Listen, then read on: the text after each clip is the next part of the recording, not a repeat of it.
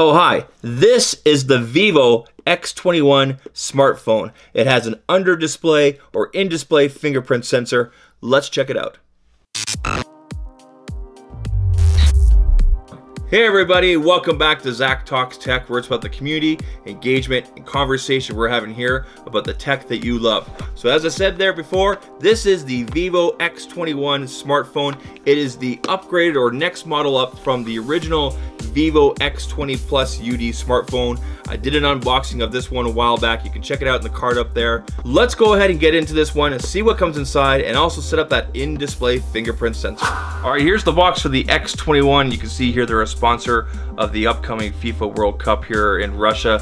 On the back here, not a whole lot, just some basic information about when it was manufactured and whatnot. And of course up here we have some other additional information about the device. So you can see here, in-display fingerprint sensor, dual pixel sensor that has to do with the camera there, 6 gigabytes of RAM, 128 gigabytes of memory on there for storage, and also has face access. So let's go ahead and get into it here.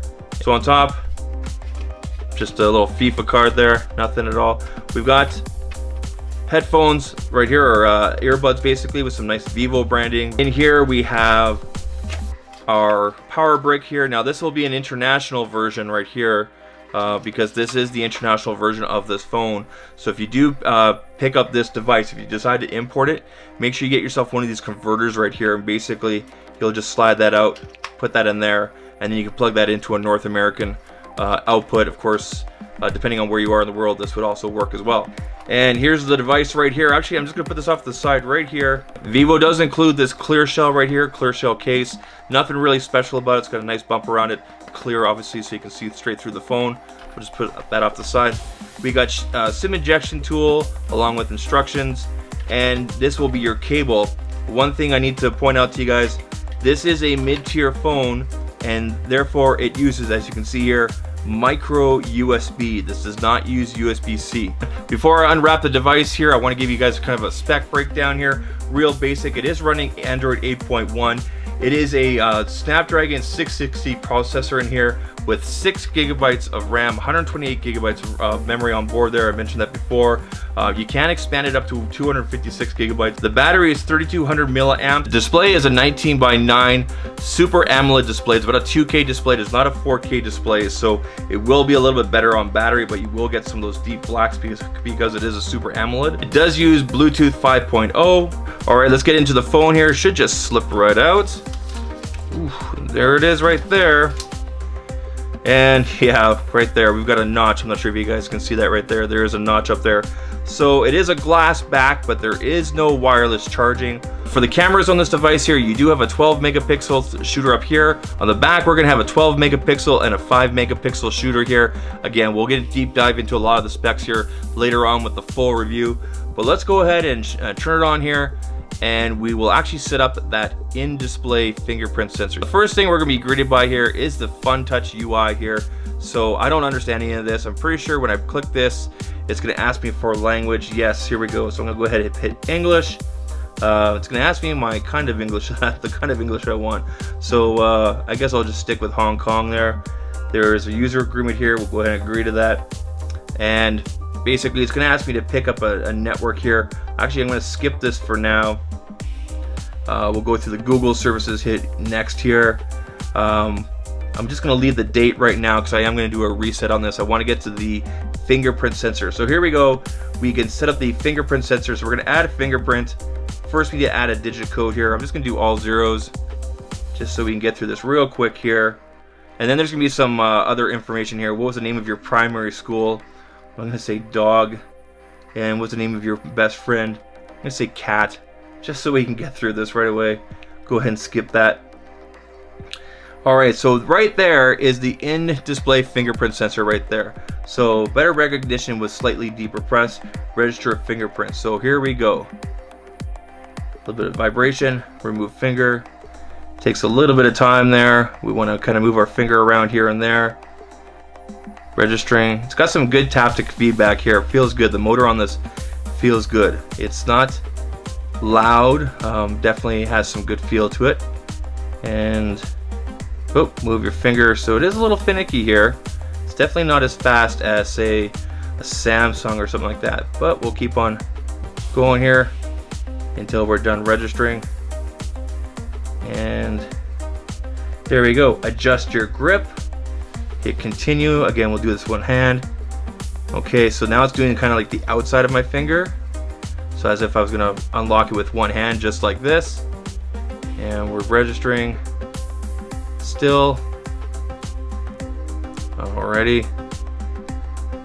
Really wild technology. Registration successful. Perfect. So now I can change the animation here. So let's change. So there's that. So there's that animation. Let's change. There's that one right there. This is the original right there. I really, let's see here. So we'll call that the circle animation. Circle with sparkles. And then here's the original. I'm gonna go with this one right here. I like that one. So we'll hit done. And already we'll hit skip. I don't want to do a face right now. We'll hit next and use now. All right, so here we are. This is basically Funtouch UI. If you're an Apple user or iOS, it does look very similar. So you can see here a lot of you know, very similar looking icons and whatnot. That's just a Vivo thing. I do plan on putting Nova Launcher on here. The nice thing about this version of the X21 is it came with the Google Play Store installed on it from the factory.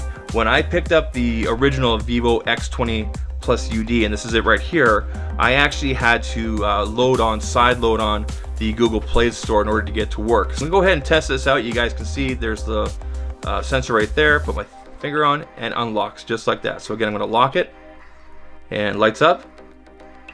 Boom, just like that. Amazing. And again, you can't see where that sensor is. I'm gonna bring it in close for you guys. Can't see where that is at all. So it's under the glass there. I know when you turn off the phone, you can usually see it, but other than that, you can't see it through those pixels right now at all. So there we go. Nice. I've got it on the side there. It's doing on the edge here like this. Yep, it's registering. So I probably want to set this up with maybe my other thumb as well. So if I do grab it with my left hand, nice build, nice build quality on there. This is kind of a mid-tier phone from Vivo. So you know, it definitely does not have the upper tier specs on, say, some of their higher tier phones. There you go, guys. That's just a quick unboxing, a look at the Vivo X21 smartphone. Again, it has that really cool in-display fingerprint sensor. Let's take another look at it here. I'm gonna put my thumb on there. Unlocks just like so. Works great. So I will be doing some more tests with this phone on the camera, on the UI. I'll be putting Nova Launcher on here to see if it works out a little bit easier, a little bit better than it did on the original X20 Plus UD smartphone, and a couple other tests and things like that.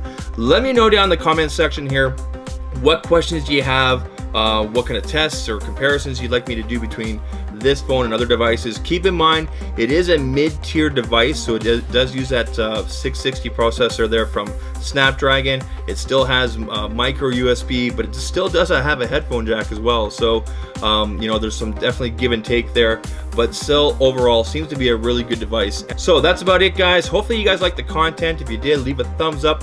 Think about hitting that subscribe button as well. I think it's right there.